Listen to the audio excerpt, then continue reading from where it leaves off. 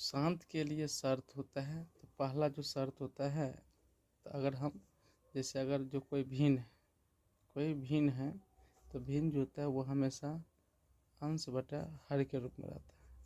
तो अंश का कुछ नहीं करना है। जो हर रहता है तो वह हर का हम लोग को क्या करना है, गुणनखंड करना है। अंश का कुछ नहीं करना है और हर का हम लोग क्या करना है, गुणनखंड करना है। जैसे एग्जाम्पल की बात करते हैं, जैसे 17/8 हुआ तो यह हुआ अंश, उसके बाद ये होता है हर।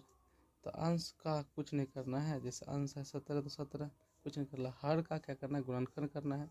तो गुणनखंड करने के लिए सबसे पहले हम 2 से लगाते हैं, उसके बाद 3 से लगाते हैं, उसके बाद 5 से लगाते हैं, उसके बाद हम लोग 7 से लगाते हैं, उसके बाद हम 11 से लगाते हैं, उसके बाद हम 13 से लगाते हैं, उसके बाद हम 17 से लगाते हैं।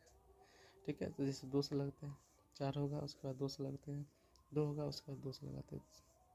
तो जो 17/8 है, तो अंश को कुछ नहीं करना है। हर में क्या है, 2 गुने 2 गुने 2 गुने।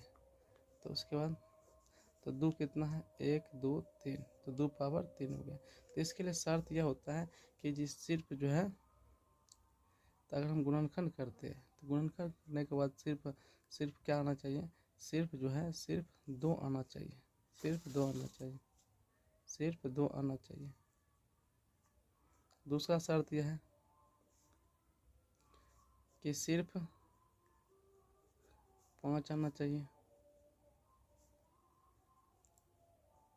उसके बाद तीसरा शर्त जो है, अगर 2 और 5 साथ में आ गया तो कोई बात नहीं, तब भी क्या होगा, शांत होगा। जैसे यहाँ पर गुणनखंड करने के बाद सिर्फ 2 आया, इसीलिए क्या हो जाएगा, इसीलिए शांत हो जाएगा।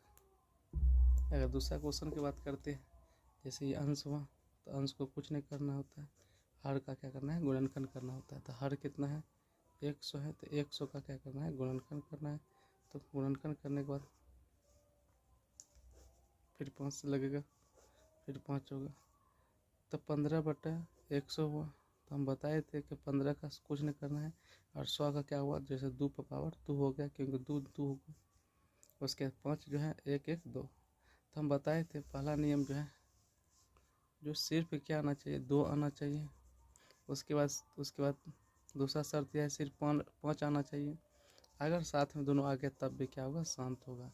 तो यहाँ पर अगर हम देखते हैं तो यहाँ पर 2 आया है, उसके बाद 5 आया, अगर साथ में आ गया तो शांत होता है, साथ में आ गया तो क्या होगा, शांत होगा। इसीलिए जो 15/100 जो है ये क्या हो गया, शांत होगा।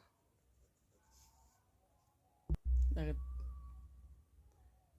तीसरा क्वेश्चन की बात करते हैं, तो तीसरा क्वेश्चन में जैसे 150/260 है, तो 150 को कुछ नहीं करना होता है, और 260 का जो है सबसे पहले गुणनखंड करना पड़ेगा।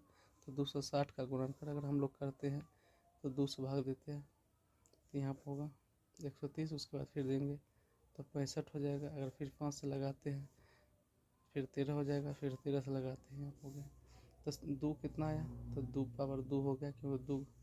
उसके बाद 5 जो है सिर्फ 1 आया है, उसके बाद 13।